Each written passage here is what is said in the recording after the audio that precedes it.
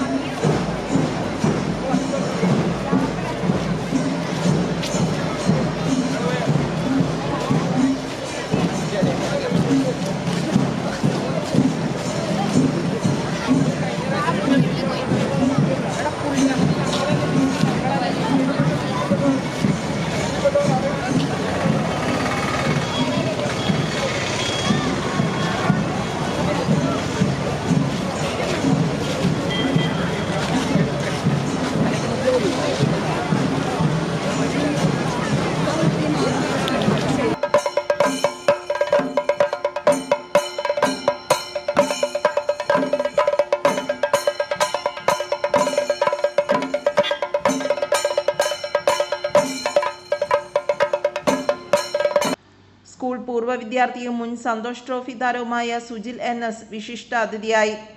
വളയഞ്ചിറങ്ങരയിലെ മുതിർന്ന 40 ഫുട്ബോൾ താരങ്ങളെ ചടങ്ങിൽ വെച്ച് ആദരിച്ചു.